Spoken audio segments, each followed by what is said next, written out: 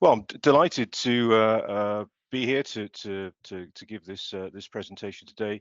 Unstructured data management and artificial intelligence, two sides of the same coin, to hopefully provoke and cause some discussion and debate in the area in this conference of data management in an AI world. So I'm going to talk a little bit about what's going on, some of the literature, and then do some quick fire examples around how AI is increasingly relies on data management. Data management itself is being changed by AI, and then just take a step back, sort of get a bit of a perspective. Sometimes we can lose perspective when we zoom in too closely of data management as a whole, and then finish off with a summary. So in terms of what's going on, it probably comes as no surprise to people involved in SPDM and the data management space that data quality is pretty critical to AI models. There's a great paper by Sambasavan. Everyone wants to do the model work, not the data work. It discusses really hasn't really had the attention that it should have done for these ML models.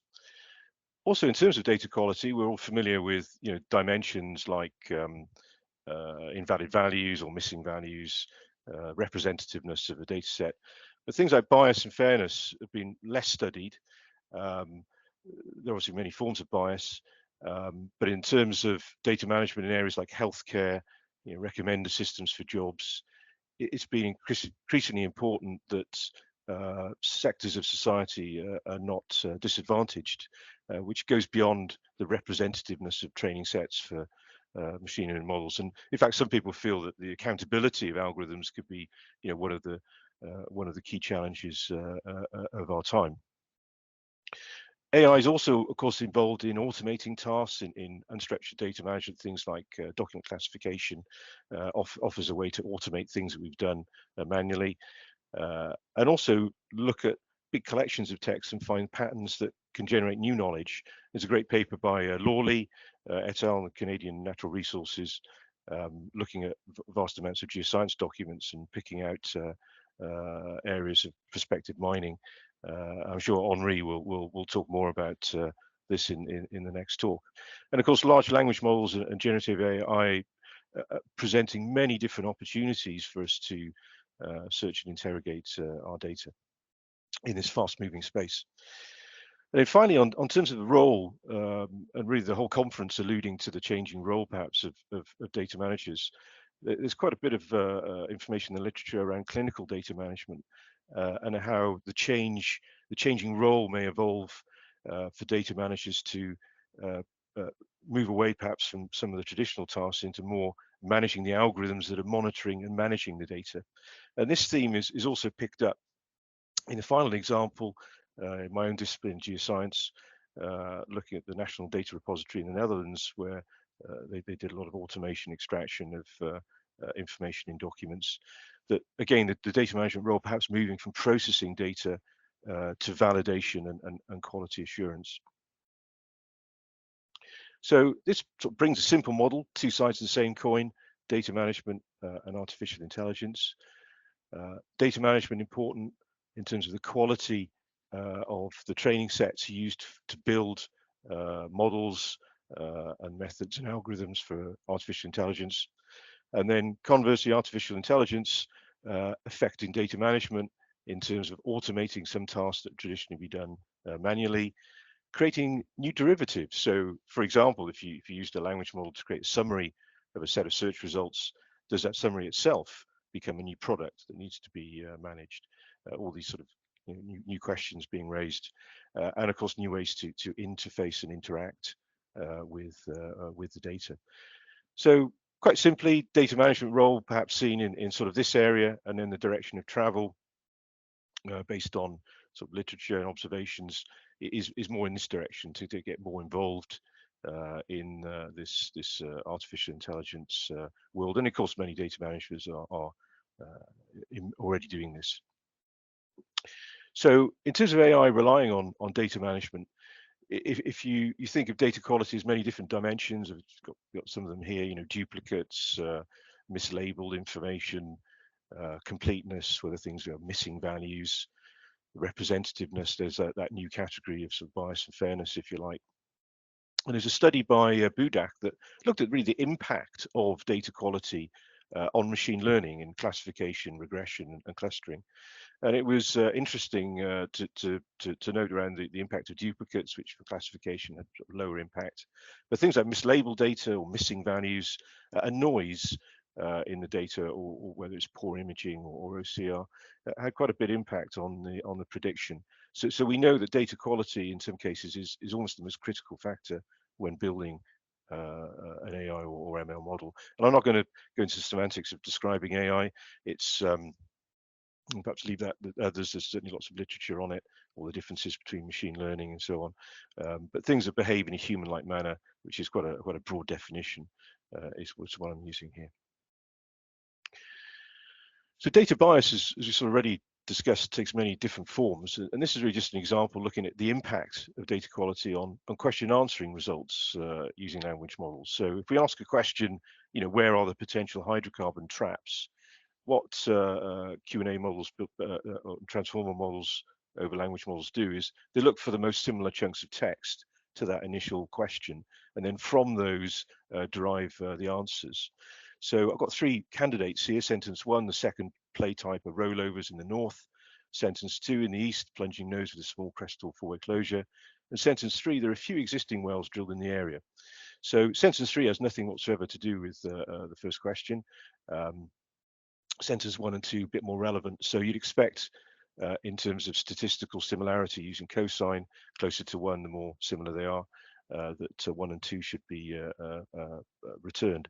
So using the first column there, the BERT sentence transformer, the most accurate performing model within Hugging Face open source, actually didn't do very well at all. It did almost the exact opposite and decided that the most relevant chunk of text was the least relevant. ChatGPT 4 did better, but not by much. So it picked up sentence two, but not sentence one. And then the last two just quickly trained using shallow neural network, but using more domain content. So the first two are generic models. Now we started to add in petroleum systems information, and you can see that they perform much better. They get the order right in terms of what are the most useful sentences. So here's an example of even the most sophisticated models not doing very well if the training data behind them is not tuned to the task in hand. And what does this actually mean then sometimes in outcome? Well, if we're trying to produce summaries of information, the first one at the top there is purely statistical, looking at a source rock summary of the Lokichar Basin. And it's a very convincing summary. I mean, some of the results from large language models, I'm sure people have found using things like ChatGPT are in some cases magical. I mean, despite all of the hallucinations and other issues, it really is a marvel of some of the things it can do. But if you look at the summary underneath, that's exactly the same content, but again, it's been tuned towards petroleum systems. And arguably, it's a much better summary. It produces some very specific data around total organic carbon on some of the source rocks. So, because we don't know that, if you don't know what the different alternative summaries are, the false negatives in a way, then you can't really judge how good a summary is. And of course, a lot of the summaries might be quite plausible. So, in terms of getting trust, it's important to delve a little bit deeper, I think, and really get involved in the training data and also the processing of that.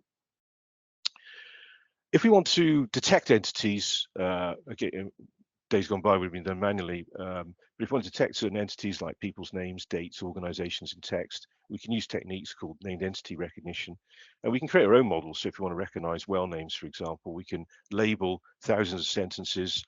You can see in green there, that's the well I've labeled Digna 1, and then the blue is just the positional information in the sentence.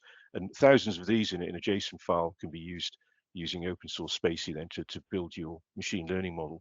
But the data manager's role there is quite important, because the data scientist or engineer may not understand that Canadian well names are quite different, formatted quite different.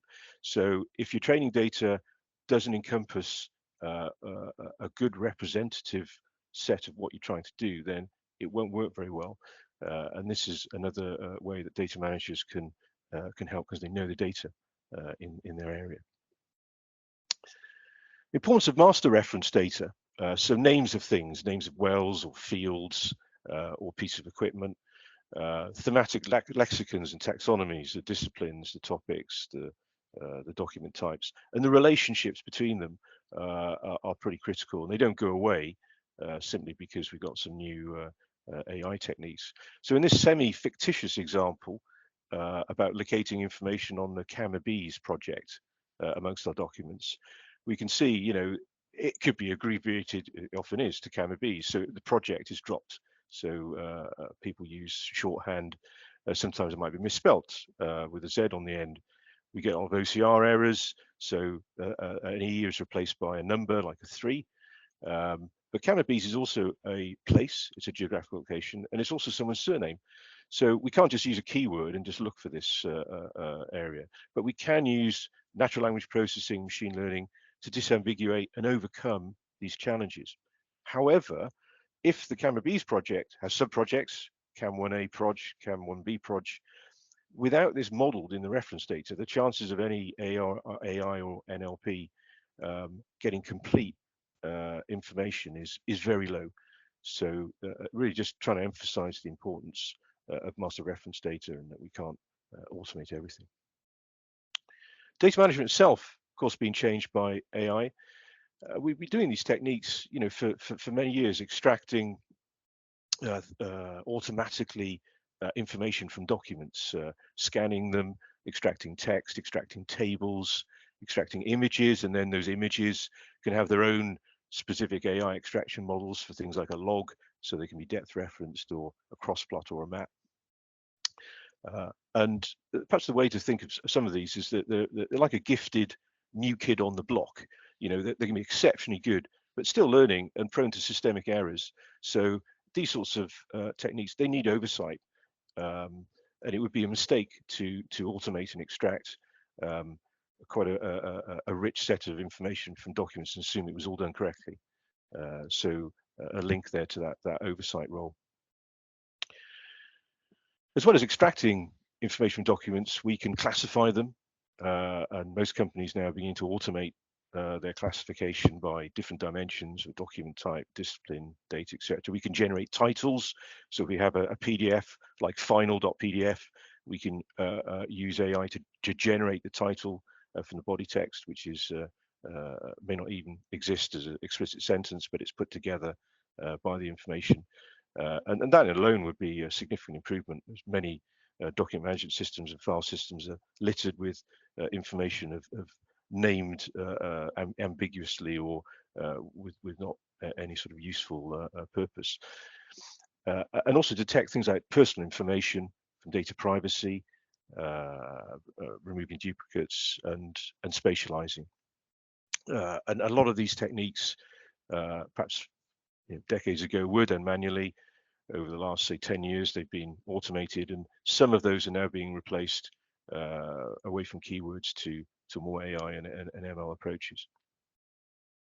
Of course, we can explode the document corpus and move away from documents as containers to concepts and knowledge, and apply techniques that probably were never done manually in volumes of text that are impossible to read, to produce graphs of associations between things. And knowledge often is the association between one thing and another thing, and use that to generate new knowledge. And there are many things that you can do with structured databases and graphs that you can't do with language models, particularly when you're trying to aggregate and count.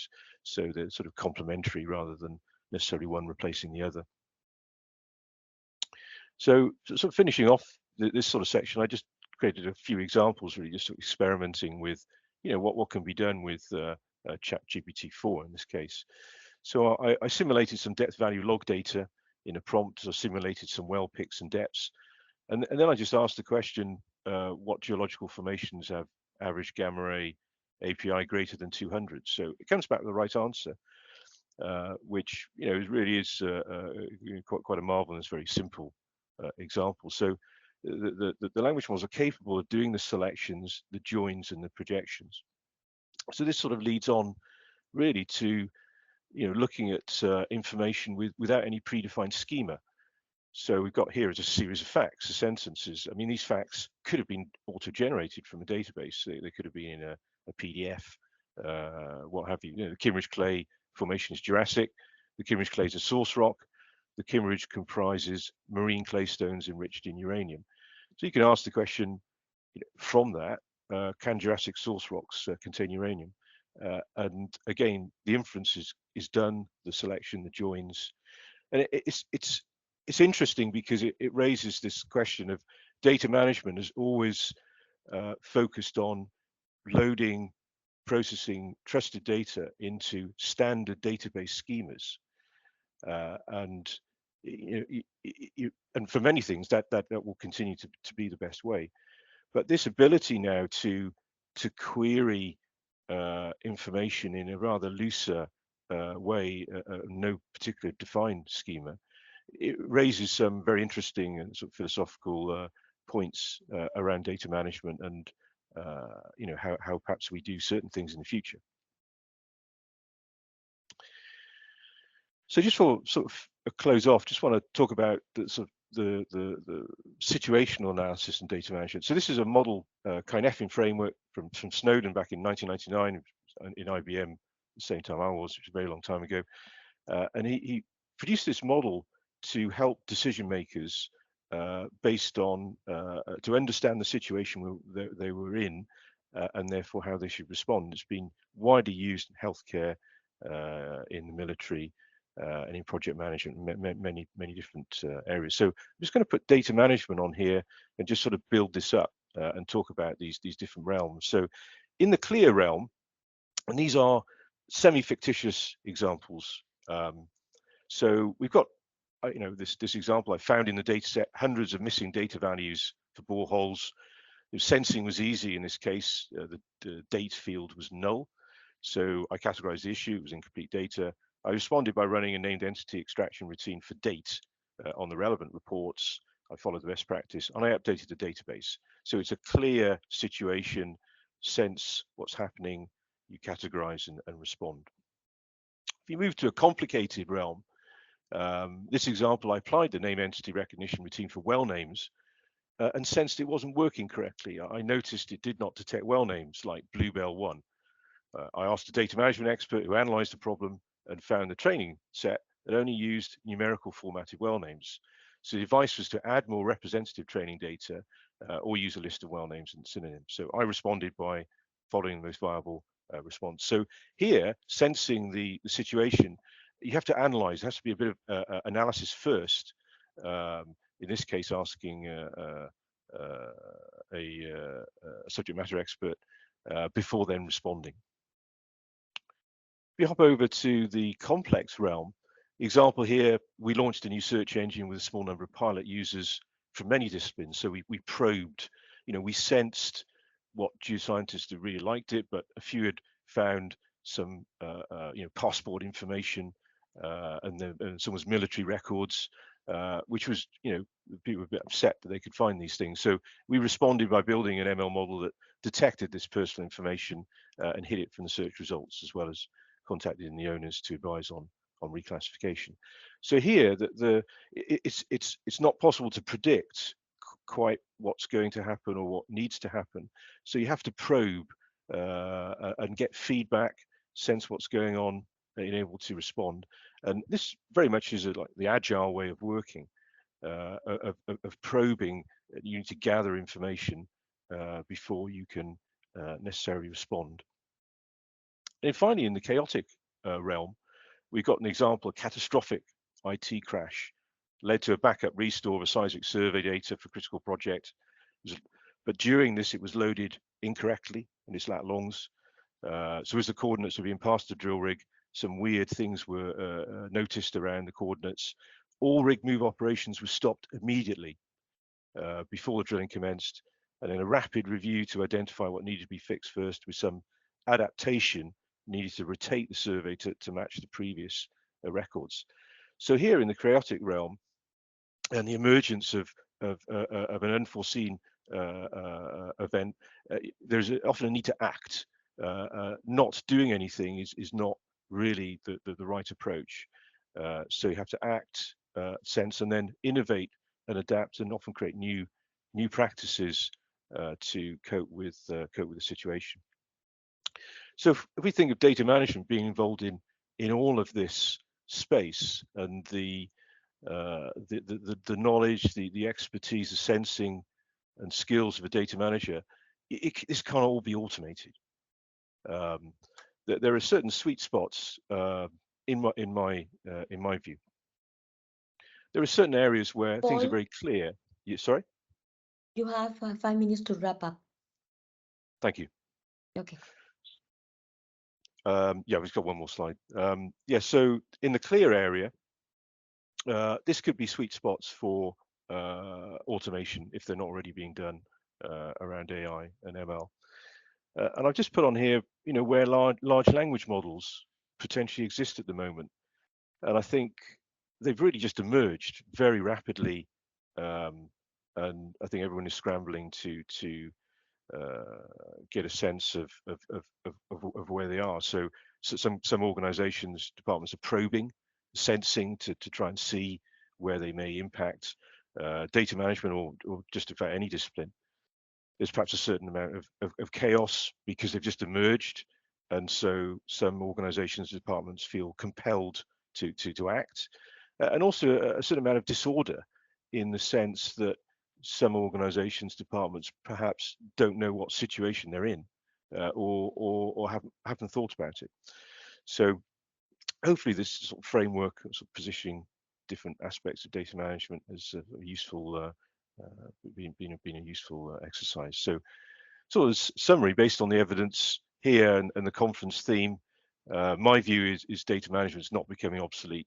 It's becoming more important in critical areas, particularly around healthcare. There's a need to better understand the models and the data that they're built on, and the publishing of those, so that people can be more confident and trust the results. And data managers, in terms of the sort of direction of travel, may need to become more familiar with machine learning workflows, and of course many are.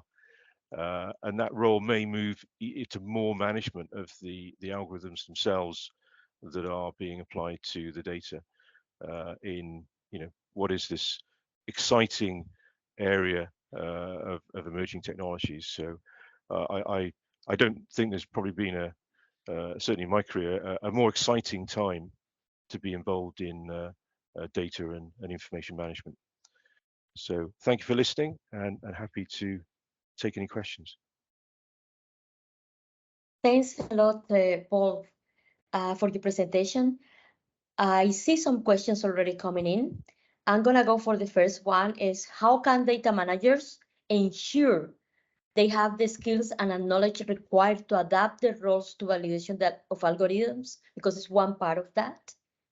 Do they need to gain formal IT qualification? How do you see it, where you would start? Yes, it's a good question. I think people have different learning styles.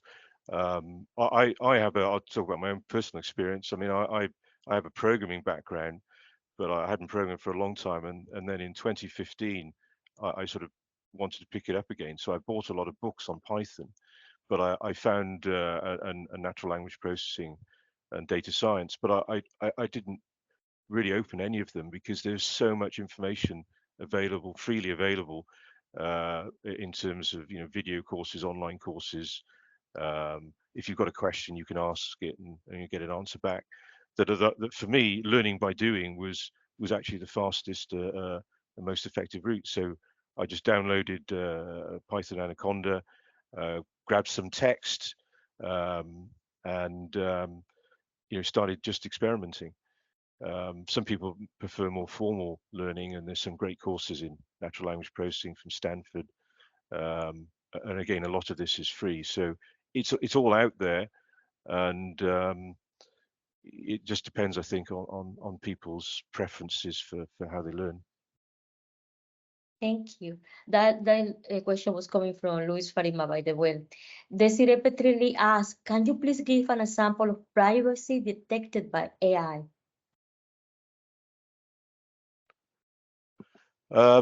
Yes, so in amongst, I mean, I think if I understand the question correctly, I mean, in amongst a lot of technical information, you often find information that's quite sensitive, where people may have scanned their passport because they wanted to, for a visa or something. So even if people think they've got a chunk of technical content, often within it are things which are quite sensitive. So those need to be screened out. And obviously, if you've got 100,000 documents, no one's going to look at those manually. So you can use some of AI and ML tools to help ensure those are not, for example, migrated into the corporate document management system if they exist on the file system. Okay, and talking about the file system, there is here a question. ChatGPT will move the data to the AI. How easily can the AI reside in the same network environment as the data? Here I'm thinking about large data stores that are not open to the www and cannot be shared outside resident environment. Is a question from, let me see if I can see more things. Baclaw. Yeah, so these some of these large language models, I mean, they are beasts of systems. So it won't be possible for many companies to be able to host their own instance or so forth. Some of the larger companies may well be able to do this, but there are plenty of language models that you can go and download from Hugging Face, sort of open source, and you can run them locally. So you can pass information to them, and that information won't be doesn't go anywhere outside your computer. But it certainly is a challenge, obviously, with some of the top end large language models like ChatGPT. That of course everything you put in it is going into the cloud. But there can be legal agreements and other things, and I'm sure that this area is likely to receive a lot of attention from governments and others over the coming years. Thank you very much. And I have the last question because we are just in the time. For Don Robinson, are you working with OSDU platform? The oil and gas industry is moving to accept as an standard. Yeah, through some of the companies I work with, I have been sort of loosely involved in OSDU, and of course, unstructured information is part of that area, but not explicitly directly with OSDU. Thank you, Paul. We have many other questions. We will collect them, and see if there is any way to answer it later on. But thank you very much, Paul. You have given us the insight that definitely AI, it will contribute a lot for the type of job that we do as a data managers, but AI relies on data management, especially with it has to be with QC, collaboration, curating of data, training data, etc. So that's a good beginning of the conference, to have that positive that we are not just disappearing, but we have to do something to keep up. Thank you very much, Paul. Thank you. Thank you very much.